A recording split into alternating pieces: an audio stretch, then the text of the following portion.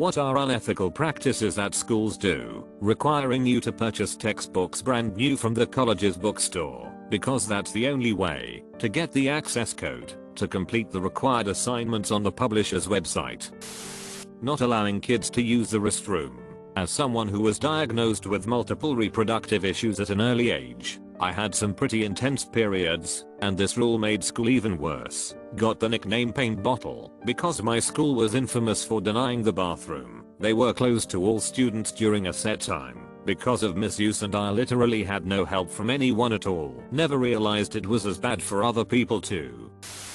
Passing students that aren't ready for the next grade because they need to pad their passing rates to keep funding. It's setting the kids up for failure down the road. Some schools focus really hard on certain metrics. One school in my area has a ridiculously high rate of graduates that go to college. They do this in part by strongly encouraging students not intending to go to college to drop out or test out in their senior year. Can't remember the name of it, but there's a principle that once you start using a metric as a benchmark, it stops being useful as a metric. Like if there weren't targets to hit, the percent of students who go to college would be a good way to compare which schools in the region produce more college-ready students. But because every school wants to improve that number by any means possible, you can't really guarantee it anyway. Maybe some schools fudge the numbers like that, but also maybe some schools put too much emphasis on college readiness over practical skills, or other schools force everyone to at least apply, etc.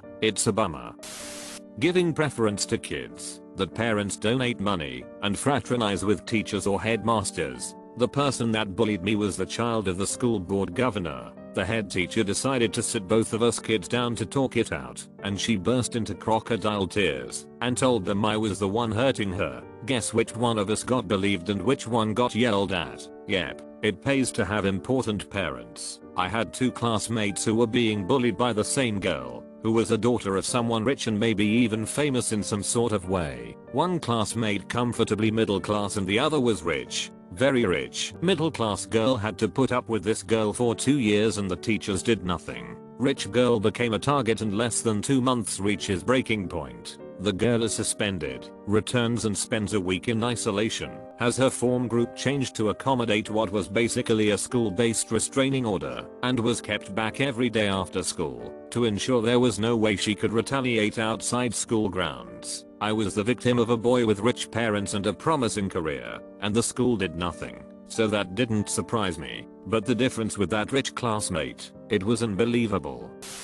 Firing lunchroom staff for serving food to poor students whose families can't afford to pay. That boils my blood. I was one of the kids who relied on the free or reduced lunch program in high school because my mom got laid off and my parents couldn't afford to give us lunch money every day, so we had to utilize the program. I never once was denied lunch, thankfully, but I've seen the stories of kids being denied perfectly good food because they couldn't pay. I would gladly pay more in taxes for each and every student to have a hot meal twice a day. Only having one bathroom for open in a high school. There are thousands of kids. This was the deal for us for a little bit last semester when the TikTok trend about stealing things was going around, and it eventually got to the point that the only restroom that was open was the one near the auditorium. The walk from the classroom to that particular restroom could be 2 to 3 minutes, depending on where the class is, and they were always crowded, yet teachers would still expect us to only take a little bit. My daughter's best friend was running track and the coaches were yelling at her to run more laps. She told them her legs were hurting really badly, so they yelled at her and told her to run another lap. She started crying because of the pain and ended up falling, breaking both kneecaps. As she lay there screaming, the coaches didn't even come to help her. One of the kids called the police, and when they showed up the coaches acted like they didn't know what to do with the situation.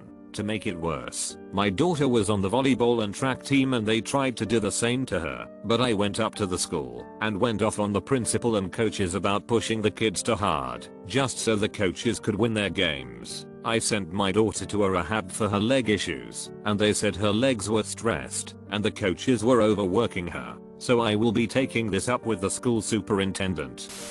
This is at a university level. Say you are a grad student who just secured an opportunity to travel internationally with university funding for your research. You put in a travel request with a suggested travel and lodging budget that gets approved within your funding. You, the grad student, still have to front the money no matter how much it is, and reimbursement can take 3 weeks 3 months depending on how much pressure the finance office is under, who operates on a first in first out basis. So, you secured this wonderful grant for thousands of dollars, making no little money as a grad student. Maybe you are even a fully funded student paying no tuition. You still may be too poor to actually conduct the research you were brought there to do. Awarding perfect attendance, encouraging kids to go to school while sick is pretty unethical. If you ask me, my school had exemptions, meaning if you had perfect attendance each semester you got to skip 2 of your final exams, 1 or 2 absences or tardies, and you got 1 skip. More than that you have to take them all. We were all sick all the time, because no one could bear to give up their exemptions.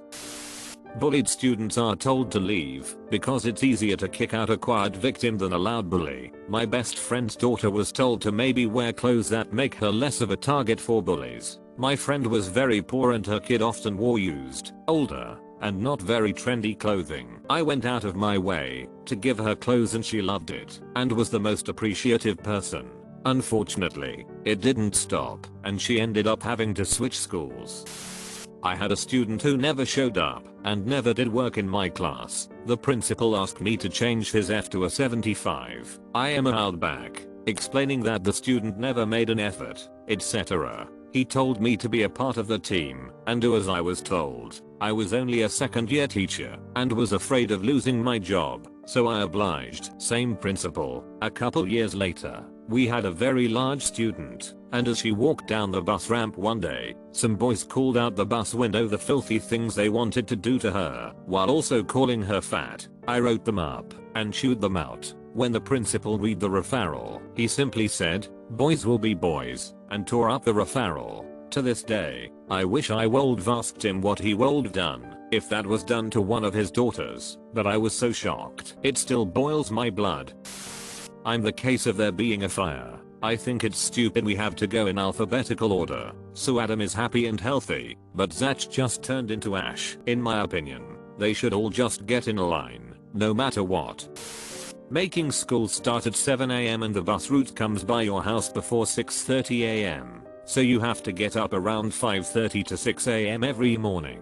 Then say you have an extracurricular activity that takes at least 2 hours, but if it's a sports game it's probably closer to at least 4 hours. Then let's say you have a test tomorrow as well as some homework, so you study and work for at least 2 hours. At this point you have spent well over half your day doing school related activities. If you want to get a full 8 hours sleep, which is unlikely, that leaves you with about 2 hours of free time per day, of which a good chunk of it is probably spent eating a meal, showering, getting ready for the next day, etc. And then people are surprised when teenagers are always tired, depressed, anxious, etc. Schools are messed up. Just about every school is very hierarchical and teaches kids to never question authority, in this case the teacher or principal. Teachers are on occasion incorrect or may poorly explain things, and school policy can sometimes be profoundly unjust. It is heavily indoctrinated that children should never question these things, and it is often punished when they do. This leads to people growing up with a very unhealthy hierarchical approach to just about all aspects of life. Making children have to pay for their lunch. I grew up where some students paid full, some paid reduced, and some didn't pay at all, depending on the family's income. If you didn't pay, you got a sandwich with 4 slices of cheese and that was all. But honestly, no one should have to pay at all for their school lunch. Holding your records and diploma because your parents are behind in payments. I went to a very good but expensive private school, which my parents could consistently pay when I was very young, but struggled after 2008 when they'd be behind in payments. The school would hold my grades sheet from my parents, so I could never see the comments my teachers would have about me. Finally, at my graduation ceremony, I couldn't have access to my diploma nor my grades, which I needed to complete my college dossier, until my parents paid what they owed to the school. Of course people should pay their dues, but taking it with the students made me feel very bad. So for about a year, I worked for a federal student loan servicer. People would call in and I try to help them find a way to manage their student loans. I don't want to really unravel the student loan thing, but there are financial aid offices out there that are straight up lying to their potential students. If I had one person tell me that they were told they wouldn't have to pay back their loans if they graduated, I'd chalk it up to that person being an idiot. When I had 10 people tell me they were told that, I think there's someone misinforming them. All these students attended Bible colleges in Tennessee and Arkansas.